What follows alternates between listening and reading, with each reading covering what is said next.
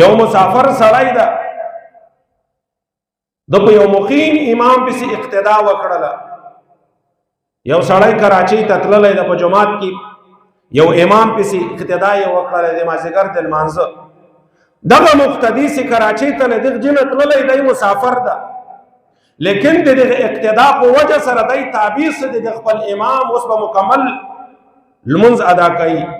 پرل لمونځ به کې اگر که د یو رکعت د امام سره نیولی 4 رکعته به مکمل کوي. وجه دا ده چې اقتدا چې کله په امام پسې وکړله نو دی تابع څه د امام، نو په امام باندې 4 رکعته لازم و، نو په ده باندې د اتباع له وجه 4 رکعته لازم شو. اگر که دی مسافر ده، که یو مسافر په مسافر پسې ودرېږي، ځکه مسافر امام خو به 2 رکعته کي، نو په ده باندې هم 2 رکعته دی. یو رکعت که تیر سوی، یو رکعت به بل ورسره میلاو کې، په 2 رکعتو به سلام وګرځوي.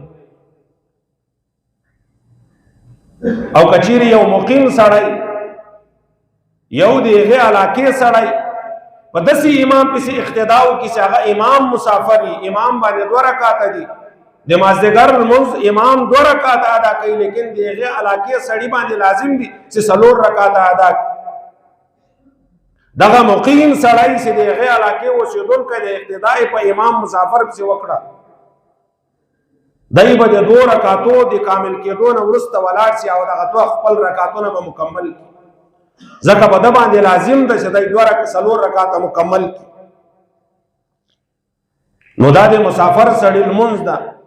اکثره مسلمانان د دغو مسائلو نه بې خبره وي، خبر نه وي ورته چې زه د کور نه په سفر باندې وځم 88 کیلومتره روان یم، له دې جنه لاهور ته روان یم، پنډۍ ته روان یم، یا خوشاب یا بلې داسې علاقې ته چې له دې جنه 88 کیلومتره لرې ده، په ده باندې لازم ده، واجب ده چې دی به دغه 4 رکعتې فرض 2 رکعته کړي.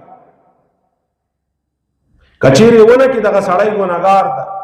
د امام صاحب په نسبت باندې قصر 4 رکعته 2 رکعته کړل دغه واجب دي، لازم دي په ده باندې، ځکه د الله رب العزت له جانب نه مسلمانانو ته حکم سوی ده چې ان تقصروا، چې تاسې قصر وکړئ، او امر لپاره د وجوب راځي.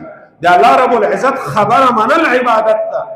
اوس که یو سړی نافرماني وکړي چې زه 4 رکعته کم، نو ده د الله رب العزت ته د حکم نافرماني وکړله، ده د الله رب العزت دغه عبادت په صحیح طریقه سره ادا نه کړ، نو دی ګنهګار ده.